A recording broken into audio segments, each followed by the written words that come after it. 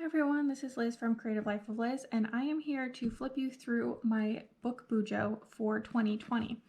So this is just a dot grid notebook that I got at Michael's. I'm not sure the brand, honestly, but it had a ton of pages, so that was really nice, especially for this year where I had some more time on my hands than I expected. So at the beginning, there's this index I definitely never used, so just skip over that. This is a picture that I drew based on an image I found on Pinterest. I never really looked at it again, but it looks cute.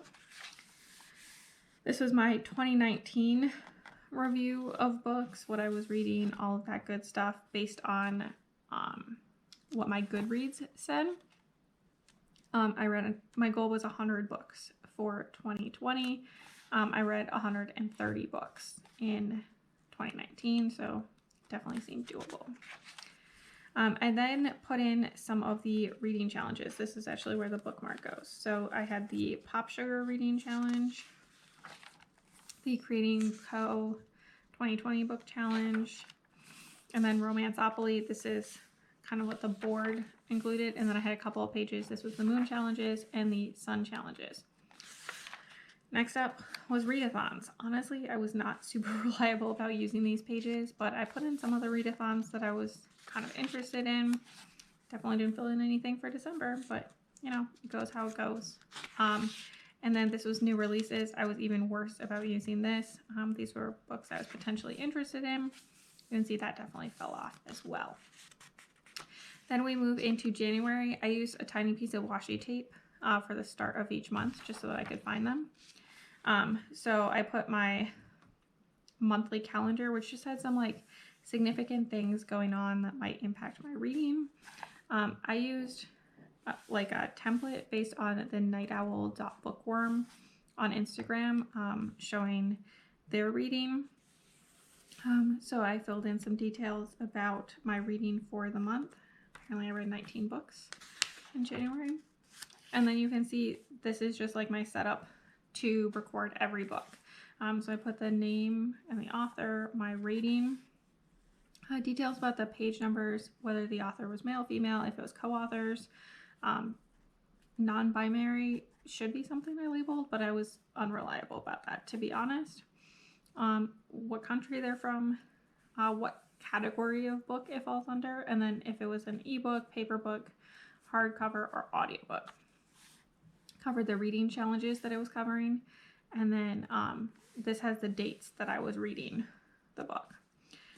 So as you can see, I was reading quite a bit.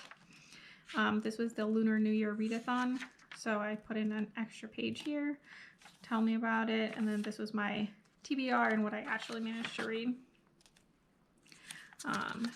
More books.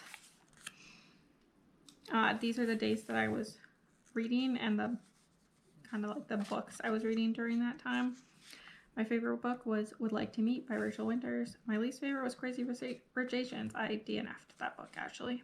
Average rating of a 3.9. Here is February. I based this off of Planning Mindfully's cover for February, so mostly stolen, recreated. So this is what I used. I tried to keep these kind of like bookish themed, more or less. Here's my February calendar, and then I did reading by day. So this is pages, and then these are the books that I was reading. Here, this one I DNF'd. So again, flipping through all the books I was reading. Here was Contemporary-a-thon number 6. I actually got a pretty good amount of reading done that week. Admittedly, I was unemployed at this time, so had a lot more time on my hands for sure. At the end of the month, I put that same kind of summary stuff. And here I put my favorite, least favorite, and average rating on this page as well. 22 books, apparently, in February. Here was the Creating Co. Spring Challenge. So this was for March, April, and May. Here's my March cover. I found this on Pinterest. I don't know who the original artist was, so I couldn't mark that. same kind of setup. This was my calendar. You can see coronavirus quarantine ends, question mark. Still don't really know the answer to that. Never did fill out my actual books I read. Here's my reading days. You can see I had a lot of time to read because we had no place to go. I actually got 4 books read on the 29th. I think they were all novellas, but still.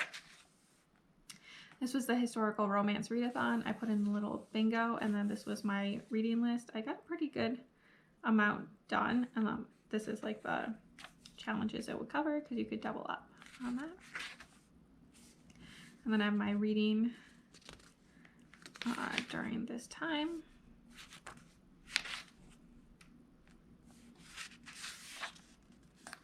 And then my summary, again, I read 35 books, almost 11,000 pages. So definitely busy, mostly romance. Because that's just what I felt like reading.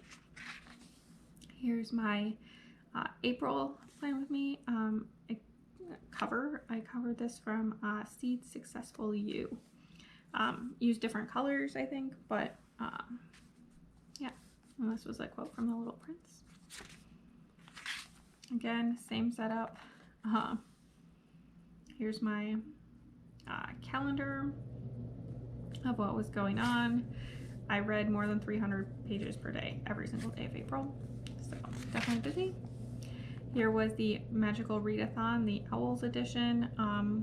Read all 12 books needed to cover all 12 categories. Here's all my reading for the month. Just gonna flip you through all of this. Did the stay-at-home reading rush. Got a pretty good chunk read there. Did weekend smutathon, another pretty good chunk read. Couple I DNF'd, but still pretty good. That book made me cry so much. I was reading some arcs at this point, so that was exciting. Romanceopoly did a readathon. Again, got a lot of books read. I read 51 books in April, plus 3 that I DNF'd. So pretty busy.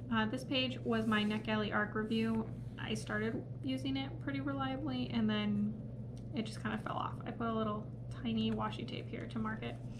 I definitely stopped using this.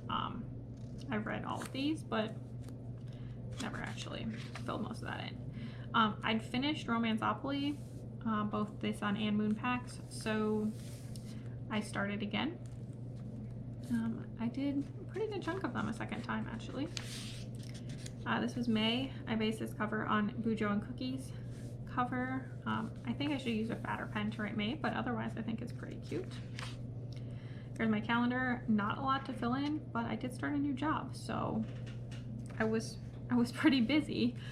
You can see my reading was a lot less for this month. I started my new job on the 11th, so I still got some good reading done, but definitely less than in the past. Asian Readathon was for all of May. I got 3 books that I apparently attached to this, and got these all covered. Possible I read other books, to be honest. Here's my reading. Definitely had some DNFs this month. Read 19 books. 5 that I DNF'd as well. And then put this like little quote page here because I just had this blank page. Here's the Creating & Co. Summer Readathon, so I stuck those in. And here is June's cover. I actually really liked this little umbrella that I drew. Not a lot on the calendar. Kind of mixed bag on reading, to be honest. But here's what I was reading. We did Romanceathon. So read 4 books for that. Stuck a couple more of my summaries here. Only read 11 books in June. Here's my July cover. This is based on the Royal Tuesday cover. Again, did not fill in a lot in July, but we also didn't have that much going on. Used 3 different colors here, so that was kind of fun. Started filling in some books. Becca's Bookopoly-thon. It was like a weekend edition. So challenges were released every 12 hours and you could choose one or the other. So those are the ones that I did. Some more books. Total of 15 books and no DNFs. In July, another quote page because I had the space.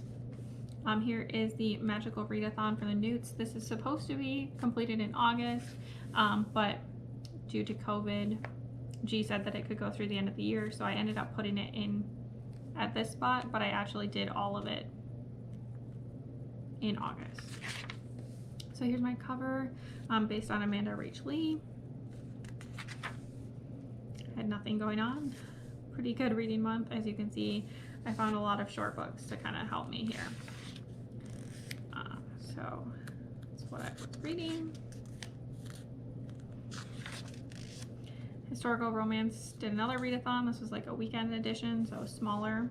I managed to complete all 9 challenges through 4 books apparently. Some more reading. I read 37 books during the month, so I covered all 36 of the magical readathon challenges, and then apparently 1 extra book. And then an extra quote page again. This cover is based on Temi Danso art hardcover. I think it's super cute. I used different colors. Had a lot of not reading days in September apparently.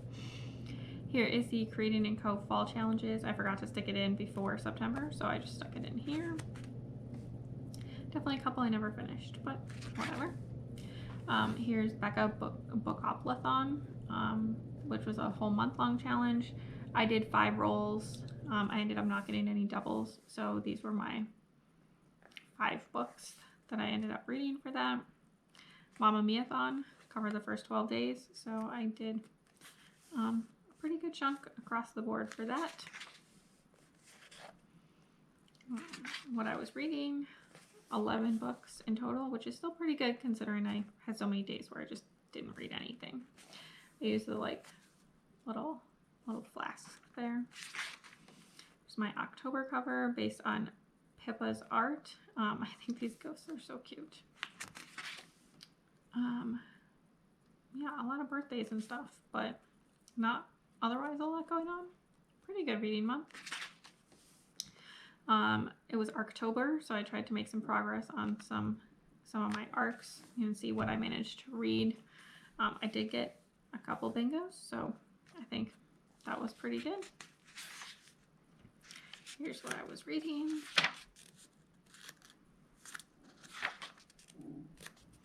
$20 books. I also DNF'd 5 of them.